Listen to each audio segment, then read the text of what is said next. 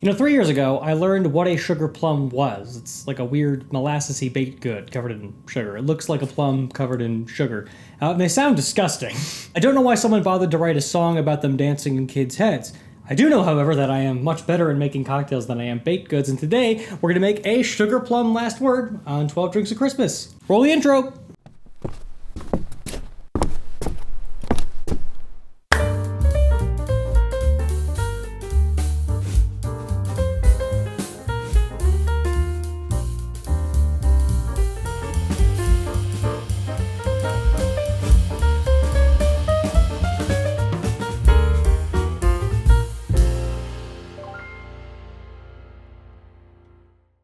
I don't script these intros, and no matter how many times I redo one, I have no idea which take I'm going to use. Just whichever one sounds the least stupid.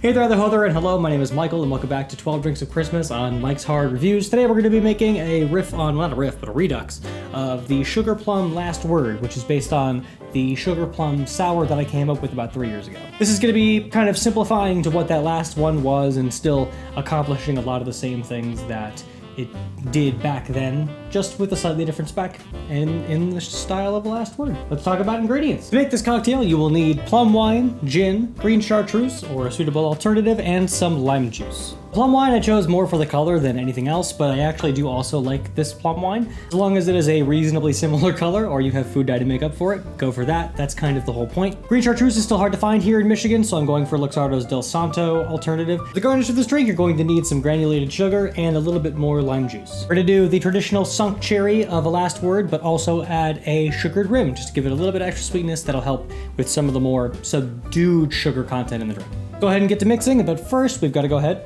and prepare a glass. To start, I'm going to grab a martini glass out of my freezer here and set that to the side. I'm going to prepare a wedge of lime that has a little slit in it that I can pass the lid of the glass through.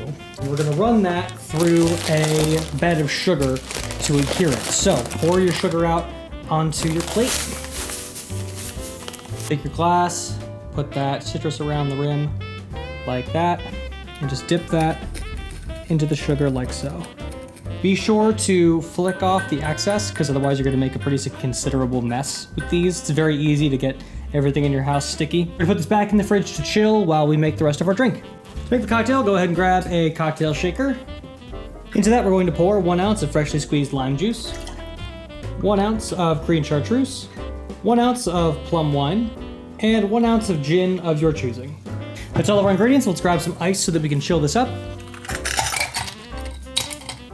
We are gonna tap that up, tap that down, and give that a shake for 10 to 15 seconds to chill and combine.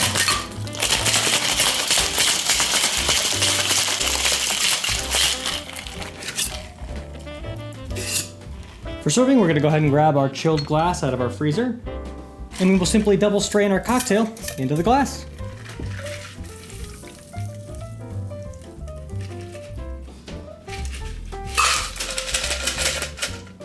Now you can stop there, that's really all I planned for, but I like my last words. Just that little bit of fun cherry at the bottom. So I'm gonna grab one out of this jar here and just plop that right in. And that, ladies and gentlemen, is a Sugar Plum Last Word. Cheers. All right, let's go ahead and give our Sugar Plum Last Word a taste. Cheers.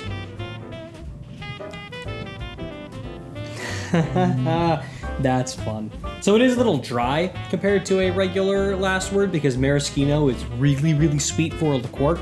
This plum wine is not so much. The plum wine is actually pretty, held back and subdued. That sugar rim on the edge makes a big impact as a result, actually, and I think is actually necessary because otherwise it is very herbal and kind of abrasive.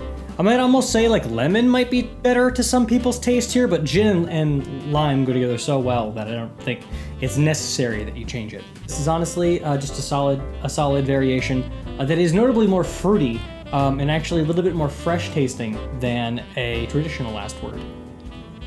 Yeah, with that sugar rim in there, if you get a mouthful of that sugar rim, it really does bring like a forward sweetness to it, and you get the plum, and that brings out the late arriving, sharper, drier botanicals in the gin and the green chartreuse, and keeps the lime from being too sharp and tart and bitter.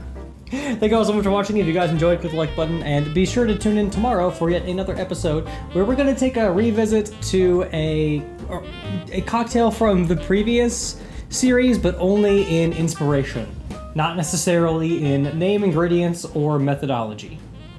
See you there! Cheers and good night.